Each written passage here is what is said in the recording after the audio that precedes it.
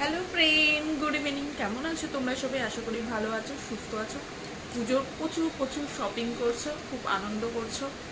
আমার আর এবছর কিছু হবে না।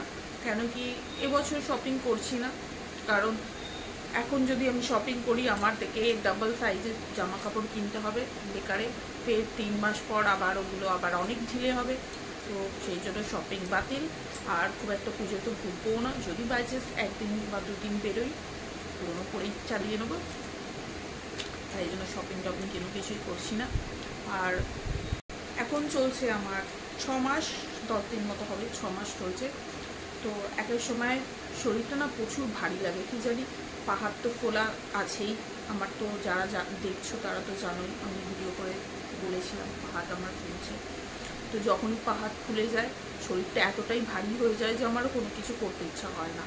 আবার এক এক সময় যখন ঠিকঠাক থাকে একদম, তখন একদম ফ্রিকি মনে হচ্ছে উড়ন্ত পাখি উড়ে বেড়াচ্ছি আকাশে। মানে খুব শরীরটা রিল্যাক্স লাগে, ফুর্তি লাগে। আর যখন শরীরটা ভারী হয়ে যায় মনে হয় আমি নিজেকে নিয়েই আর নড়তে পারছি না। যাই হোক, আর আমার প্রেশারটা তো একটু হাই, কি জানি। বাড়িতে থাকলে জানো তো নর্মাল থাকে, প্রত্যেক দিনই আমি প্রেশার মাপি, নর্মাল থাকে।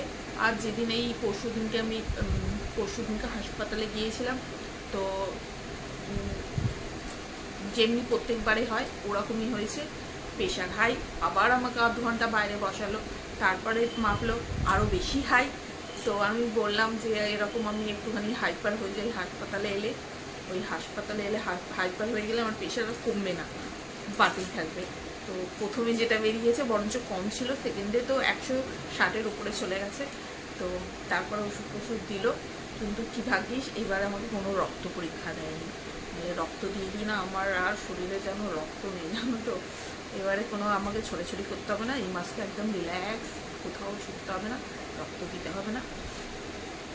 তারপরে ডাক্তার আমাকে বলেছে, আমি তো তুমি যে প্রেশার মাপো সেই মেশিনটা নিয়ে আসবে হাসপাতালে, দেখবো তোমারটা দিয়ে মেপে দেখবো আর আমাদেরটা দিয়ে মেপে দেখবো।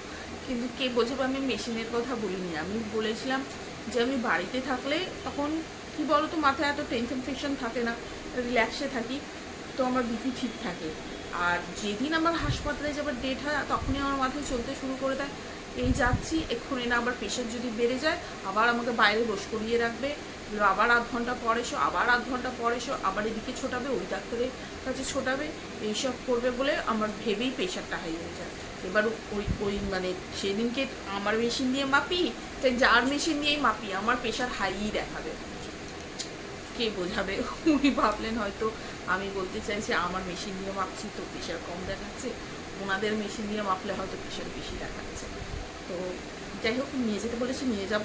বেশি হলে তো এমনিতেই বেশিই হবে, কারণ আমি হাসপাতালে গেলেই হাইপার হয়ে যাই, জানি না কেন এরকম হাইপার হয়ে যাই, আমি ভেবেই পাগল।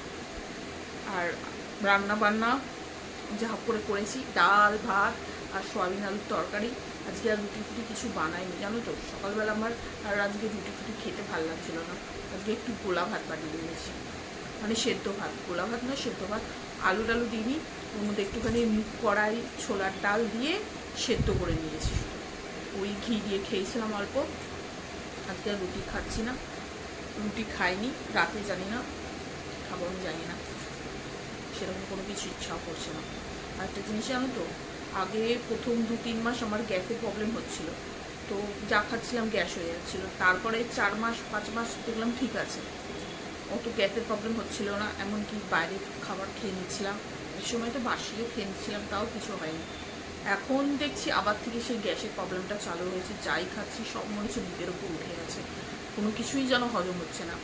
কিন্তু আবার 3-4 ঘন্টা পর খিদেও পাচ্ছে, এটা নয় যে খিদে পাচ্ছে না, কিন্তু যখনই যেটা খাচ্ছি আমার গ্যাস হয়ে যাচ্ছে। বুকটুক জ্বালা করছে না, কিন্তু মনে হচ্ছে খাবার যেন বুকের উপর উঠে আছে। তাই জন্য আমার কোনো কিছু এখন ভালোও লাগছে না খেতে পেতে।